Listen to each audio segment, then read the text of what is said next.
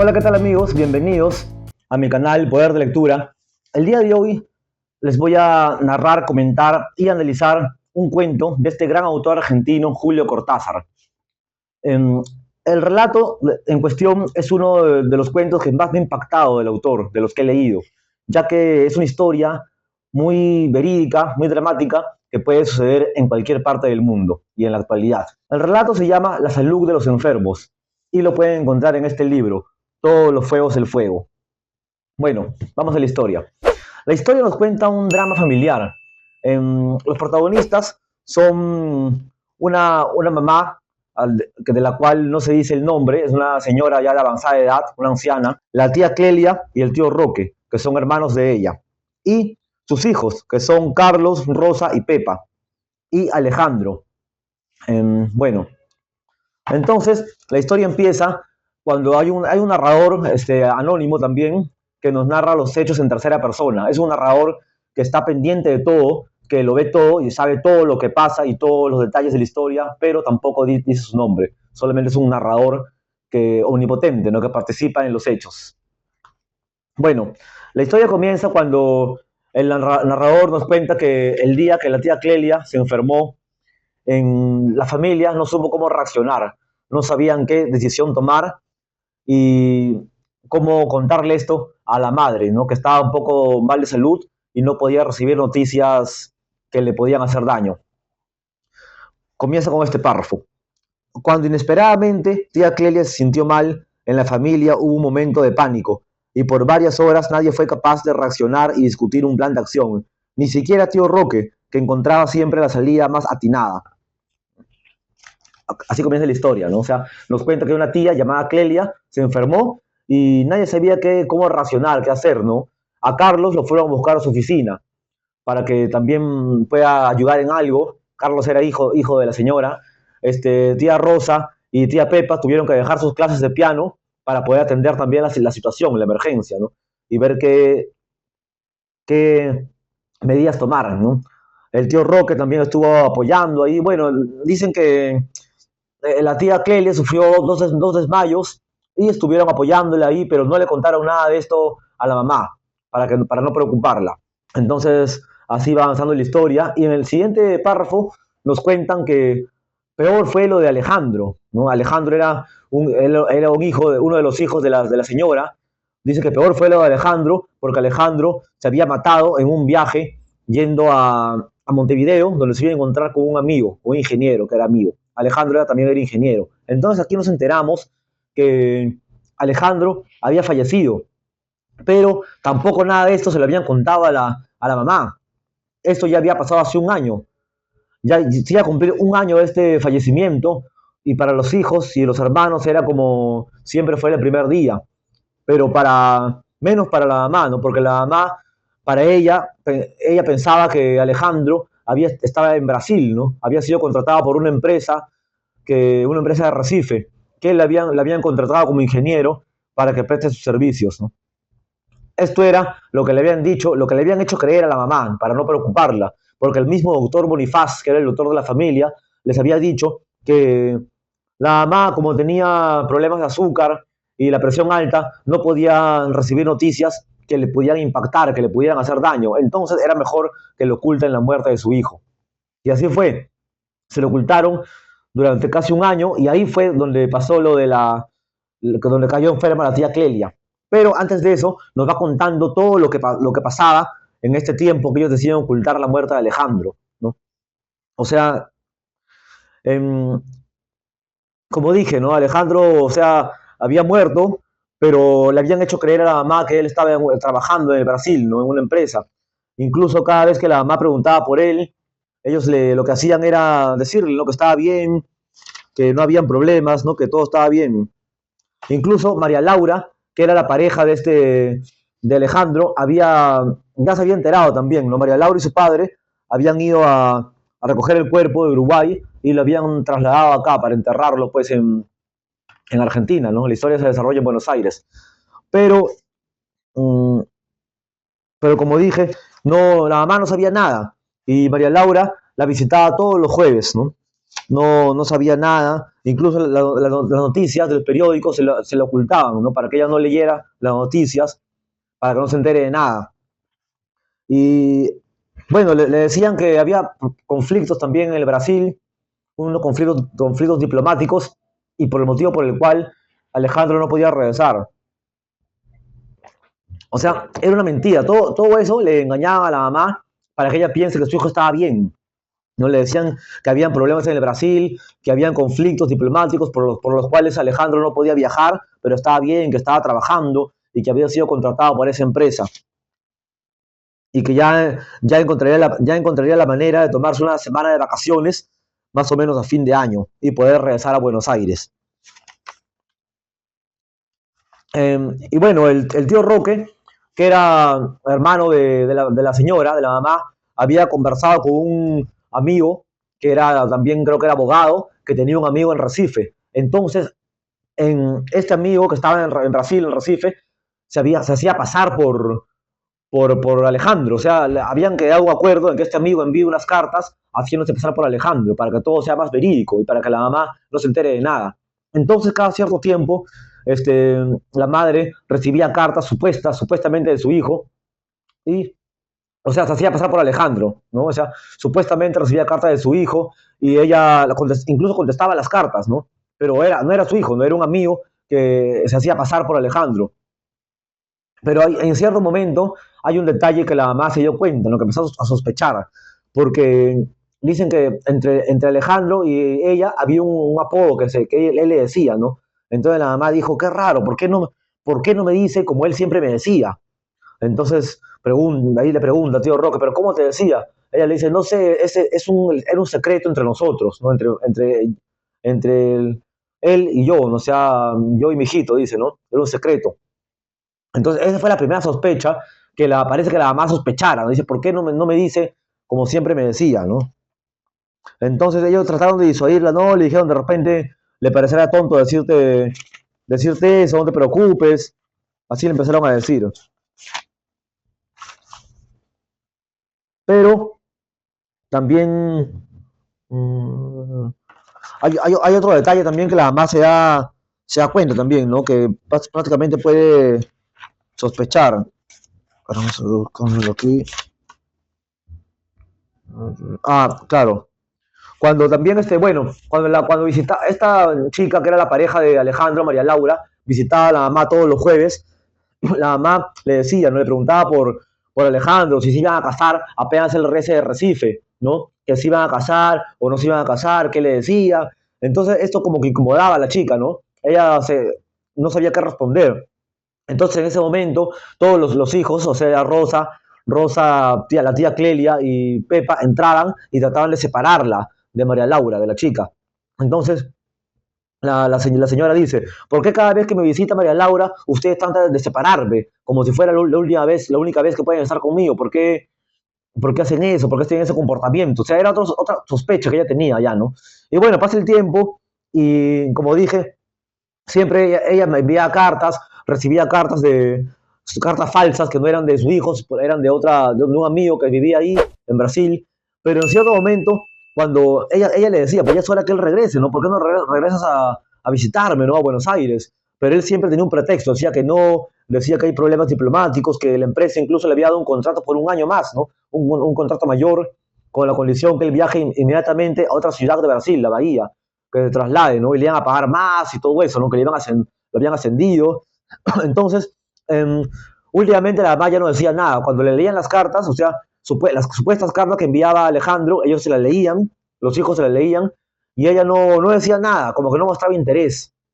Entonces, ella bajó un poco el interés de ella hacia su hijo, no hacía ningún comentario. Eso ya despertaba sospechas también, ¿no?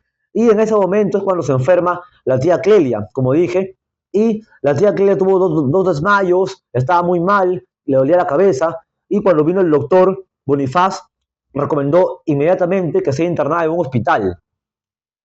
Entonces, esta noticia tampoco se le querían dar a la mamá, ¿no? ¿Cómo decirle que su hermana, pues la tía Clelia, estaba internada en un hospital? Entonces, trataron de inventar algo y se les ocurrió decir que la habían llevado a una quinta a las afueras de la ciudad, ¿no? De una persona, un familiar, ¿no? entonces para que respire otro aire, para que se mejore. Y esto fue lo que le dijeron. Y la mamá, bueno, les creyó también y no les dijo nada, ¿no? Pero eso sí, la mamá siempre decía al día siguiente, decía, ¿cuándo va a regresar Clelia? Si no es nada grave, ¿por qué no regresa? Este, ¿Por qué no regresa? Le decía, ¿no? Ya debería regresar. Entonces ellos le decían que no, que ella todavía estaba recuperándose. Siempre tenían un pretexto, una excusa, con la cual la mamá no se entere de que verdaderamente la tía Kelly estaba grave. Por ejemplo, esto dijo la mamá, miren. Me pregunto cuándo va a volver Clelia. Vamos, por una vez que la pobre se decida a dejarte y a cambiar un poco de aire. Sí, pero lo que tenía no era nada, dijeron ustedes.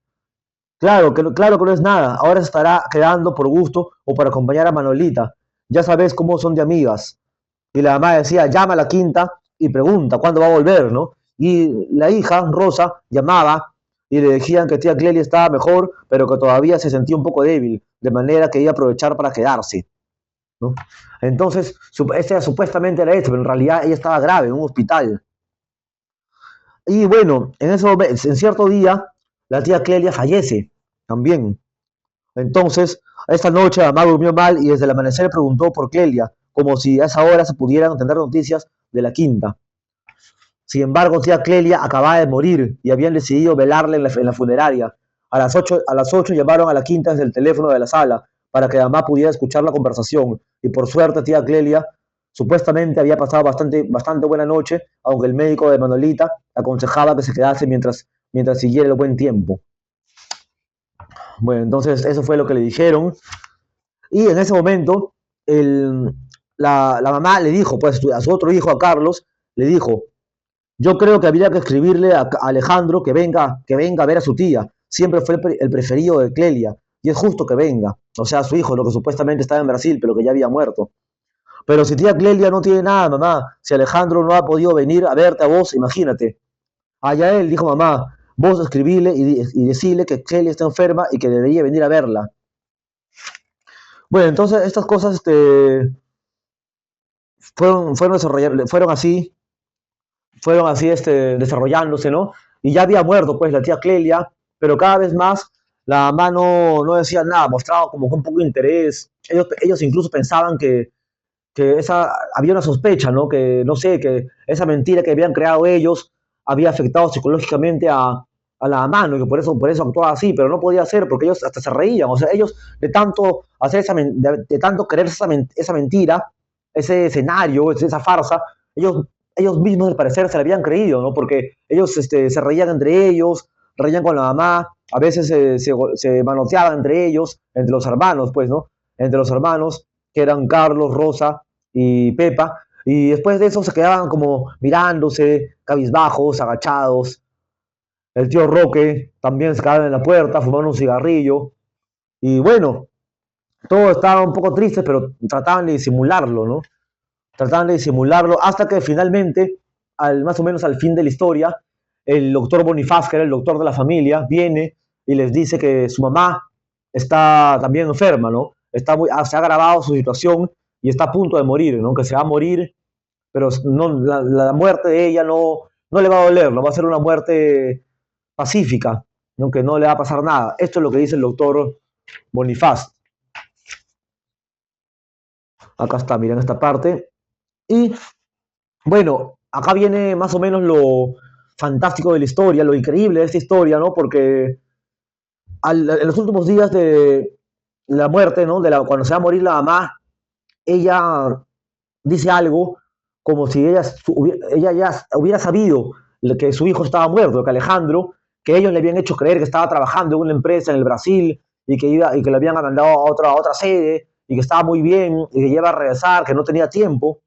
Incluso habían inventado que en una de las últimas cartas, supuestamente, él decía que había lesionado el tobillo, que había sufrido una fractura y que por eso no podía regresar a Buenos Aires.